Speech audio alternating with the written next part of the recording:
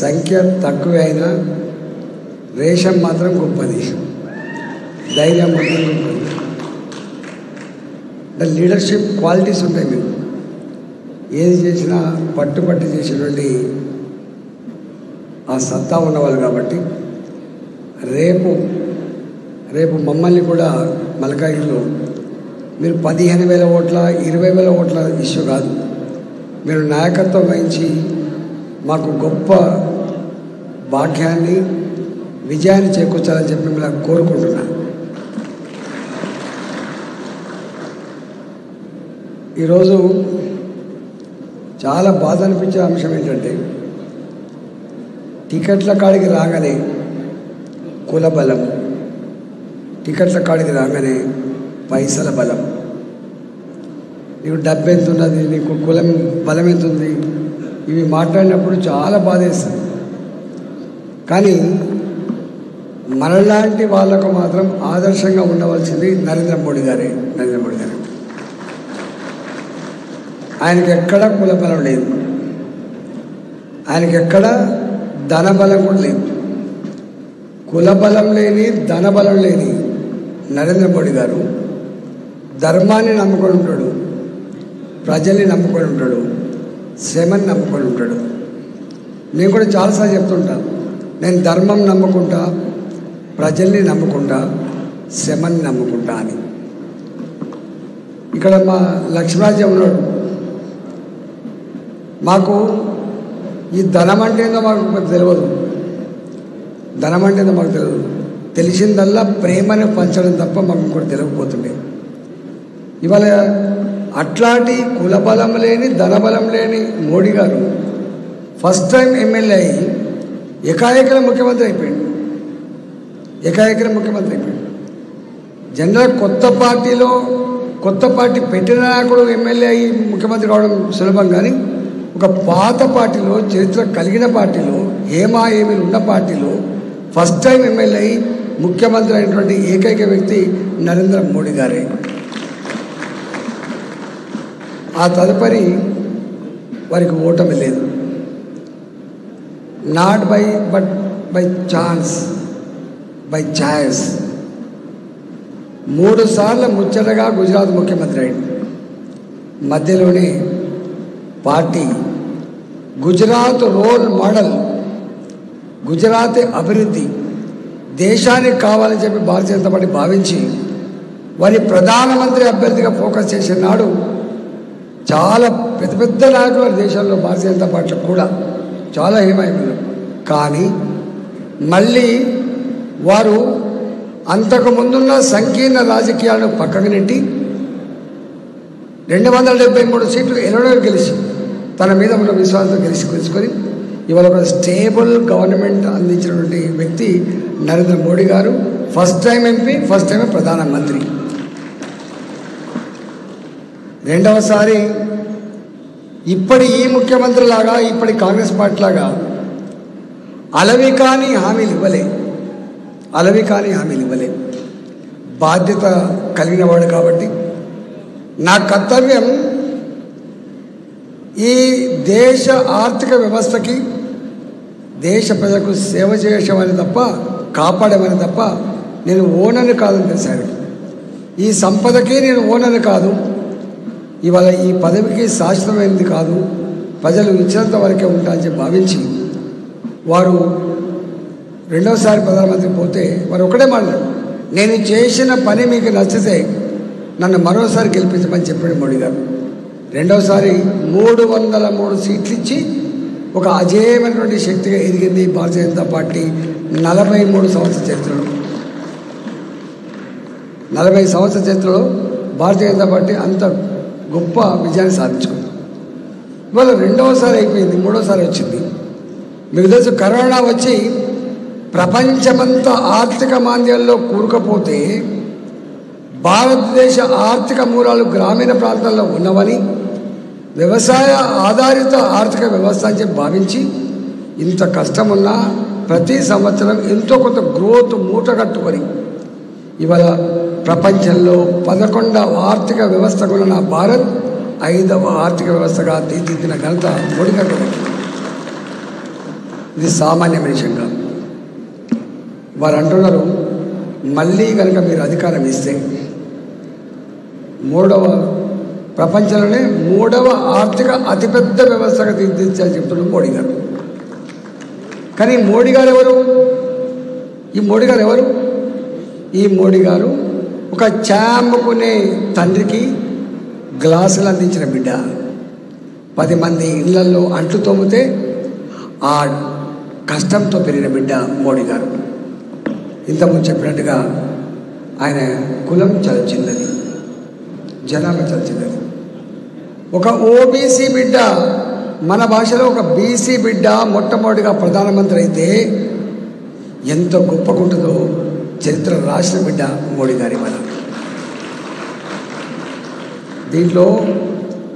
దీని నుంచి నువ్వు నేర్చుకునేది చాలా ఉంది. ఎస్పెషల్లీ మనలాంటి నేర్చుకుని చాలా. ఊళ్ళలో ఇన్సల్ట్ చేస్తూ ఉంటాడు, గీవీడేంద్రా, గీవీడు కూడా సర్పంచ్ అవుతారా, గీవీడు కూడా ఎంపీటీ అవుతారని చెప్పి అడుగుతున్నారు. ఇవాళ వీరితో పాటుగా వీరికంటే ముందు కూడా కర్పూరి ఠాకూర్ బీహార్లో ముఖ్యమంత్రి, ఒక నాయి బ్రాహ్మణ కుటుంబానికి సంబంధించిన వ్యక్తి ముఖ్యమంత్రి అయితే ఎన్నడూ సంపద అంటే ఏందో తెలియదానికి. ఆయనకు తెలిసిందల్లా బీహార్ వెనుకబడిన ప్రాంత ప్రజలకు ఒక దేవుళ్ళ లెక్క ఎదిగిన బిడ్డ కర్పూరి ఠాకూర్. మీరు ఎవరైతే పేదరికం నుంచి వచ్చిండ్రో, ఇవాళ సమాజం అయితే చిన్న కులాలని చెప్పి భావిస్తారో, తక్కువ కులం అని చెప్పి భావిస్తారో, వాళ్ళ ఏలుబడిలో బీహార్ ఎట్లా ఎదిగింది, వాళ్ళ ఏలుబడిలో మోడీ గారి ఏలుబడిలో దేశం ఎట్లా ఎదుగుతుంది, ఇది ఈ దేశానికి ఒక సంకేతం కావాలని చెప్పి మనం చేస్తున్నాం. నా భాషలో, నా దృష్టిలో 1000 కోట్ల సంపద ఉన్నోళ్ళు, చాలా పెద్ద కుటుంబాల్లో పుట్టినోళ్ళు, చాలా పెద్ద సామాజిక వర్గాలు పుట్టినోళ్ళు కాదు ఇక్కడ ఇష్యూ. పేదల కష్టాన్ని అర్థం చేసుకొని దానికి ఒక పరిష్కారం చూపే నాయకుడే గొప్ప నాయకుడు అని అర్థం. గొప్ప నాయకుడు అన్నిటికీ మెరిట్ ఉంటుంది.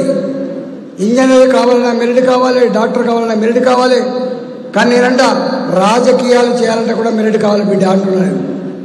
ఏం మెరిట్ కావాలి? నా రాజ్యాంగ స్ఫూర్తిని సమగ్రంగా అర్థం చేసుకోవే సత్తా ఉన్న లీడర్ కావాలి.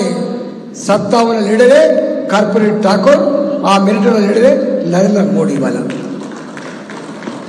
అందువల్ల తెలివి, పరిపాలన దక్షత, మానవత్వం అది ఎవడి సొత్తు కాదు, ఒక కులాన్ని సొత్తు కాదు, పైసలు సొత్తు కాదు.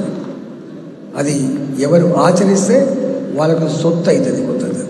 అందుకని ఎక్కడ మేము చిన్న వాళ్ళం, మేము తక్కువ వాళ్ళం, నేను అదే చెప్పిన మా పాయల శంకర్ గారు పొద్దున పూటనే పోయి చెప్పిన విషయం ఏంటంటే, చూడు శంకర్ గారు,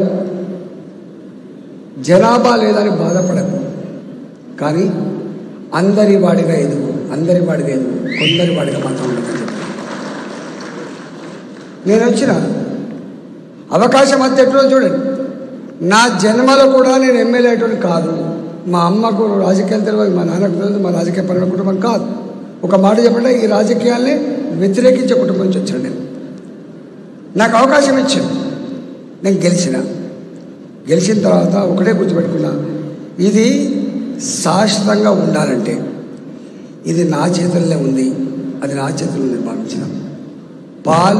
కాలుకు ములుగుతే పన్నుతో పికే సర్వీస్ చేసిన నేను పొత్తుల సర్దిగా అందరి బిడ్డగా ఎదిగిన తప్ప కొందరి వాడిగా మాత్రం ఎదగలేదు. రాజకీయ నాయకుడు ఇవాళ అందరి ప్రేమను పొందలేకపోతే, అందరి విశ్వాసాన్ని కనుక పొందలేకపోతే పర్మనెంట్గా రాజకీయ నాయకుడు కాడు. కాబట్టి నేను చాలాసార్లు చెప్తుంటా, నేను ఏ కులంలో పుట్టినది ఇంపార్టెంట్ కాదు, కానీ నాకు ఒకటి మాత్రం, రాజ్యాంగ స్ఫూర్తిని సమగ్రంగా అర్థం చేసుకొని ఈ దేశ పాలకులు, ప్రభుత్వాలు పేదల కోసమే పనిచేయాలన్నటువంటి దాన్ని నొక్కి వంకాయించి చెప్తాం 100 సార్లు. అది వేరే వాళ్ళకి వ్యతిరేకం కాదు.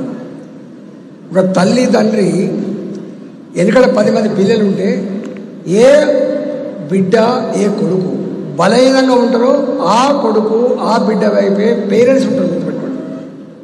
ఎక్కడ చూడండి తల్లిదండ్రులు ఎవరింటికి అంటారు లాస్ట్ కంటే చిన్న కొడుకు ఇంటికి అంటారు. ఎందుకంటే వాడు ఇంకా ఇప్పుడిప్పుడే సమాజం పరిచయం అవుతుంది, వాడికి ఎదుగుదల కూడా అవసరం ఉంది.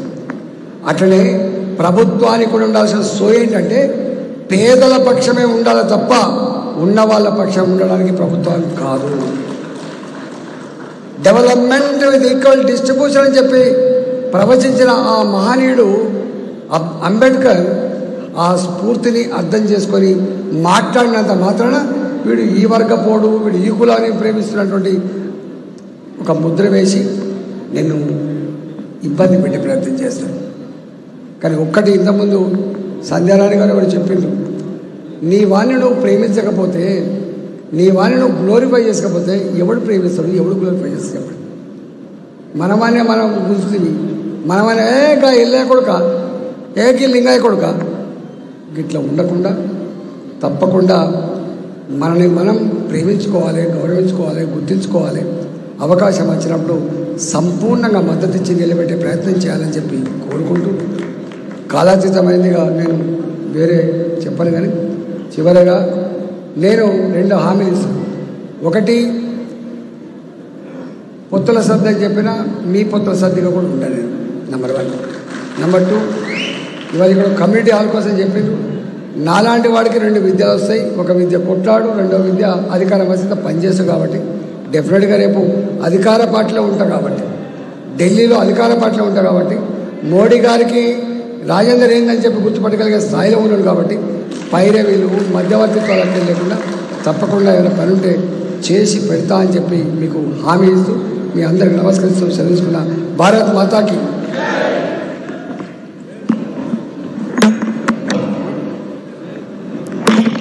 దయచేసి కూర్చోండి, ఇంపార్టెంట్ కార్యక్రమాలు ఉన్నాయి.